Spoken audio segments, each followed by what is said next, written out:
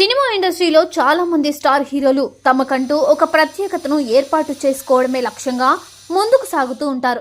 ఇక ఈ క్రమంలోనే వాళ్ళు చేస్తున్న సినిమాలు ప్రేక్షకుల్ని అలరిస్తున్నాయా లేదా అనే విషయాలను అబ్జర్వ్ చేసుకుంటూ తమ నెక్స్ట్ సినిమా ఎవరితో చేయాలి, ఎలాంటి సినిమా చేయాలి అనే దాని మీద కొన్ని క్యాలిక్యులేషన్స్ అయితే వేసుకుంటూ ఉంటారు. ఇక ఇలాంటి క్రమంలోనే టాలీవుడ్ లో స్టార్ హీరోగా గుర్తింపు తెచ్చుకొని పాన్ ఇండియా రేంజ్ లో తమ సినిమాలను రిలీజ్ చేసి సూపర్ సక్సెస్ అందుకున్న ఒక హీరో మాత్రం ఇప్పుడు చాలా వరకు తన మార్కెట్ ను డౌన్ చేసుకుంటున్నాడు. ఇక ఆయన ఎవరు అనేది తెలుసుకునే ముందు కేజీఎఫ్ సినిమాతో సూపర్ సక్సెస్ ని అందుకున్న యష్ కూడా ఇప్పుడు చాలా వరకు తన మార్కెట్ ను కోల్పోయాడు. అయితే కేజీఎఫ్ సిరీస్ తో సూపర్ సక్సెస్ ని అందుకున్నప్పటికీ ఈయనతో సినిమా చేయడానికి స్టార్ డైరెక్టర్లు ఎవరూ ముందుకు రాలేదు.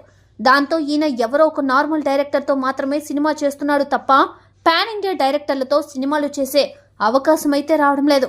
ఇక దానివల్ల ఆయన మార్కెట్ ని చాలా వరకు కోల్పోతున్నట్టుగా కూడా తెలుస్తోంది. ఇక పాన్ ఇండియాలో మంచి గుర్తింపు సంపాదించుకున్న తర్వాత మళ్ళీ స్టార్ డైరెక్టర్ తో కాకుండా నార్మల్ డైరెక్టర్ తో సినిమా చేసినట్టయితే మార్కెట్ అనేది చాలా వరకు తగ్గే అవకాశాలైతే ఉన్నాయి. ఇక ఆ హీరో సినిమా డిస్ట్రిబ్యూటర్స్ తీసుకునేటప్పుడు ఆ హీరో మార్కెట్ ని, ఆ డైరెక్టర్ మార్కెట్ రెండింటినీ క్యాలిక్యులేట్ చేసుకొని ఆ సినిమాని ఎంతకి కొనాలి, ఎంత బిజినెస్ జరుగుతుంది అనే దాని మీద వ్యాపార లెక్కలైతే ఆధారపడి ఉంటాయి. ఇక ఇలాంటి క్రమంలోనే స్టార్ డైరెక్టర్ కి నార్మల్ డైరెక్టర్ కి మధ్య ఉన్న తేడా మాత్రం చాలా ఎక్కువగానే ఉంటుందని చెప్పాలి. ఇక ఇదిలా ఉంటే ఇంతకు ముందు పైన చెప్పుకున్న తెలుగు హీరో ఎవరంటే నిఖిల్. హ్యాపీ డేస్, స్వామిధార, కార్తికేయ సినిమాలతో తెలుగులో మంచి గుర్తింపు తెచ్చుకున్న నిఖిల్ కార్తికేయ 2 సినిమాతో పాన్ ఇండియాలో సూపర్ సక్సెస్ అందుకున్నాడు. ఇక నిఖిల్ ఆ సినిమా తర్వాత చేసిన పై లాంటి సినిమాలతో భారీ డిజాస్టర్ ని మూటగట్టుకున్నాడు.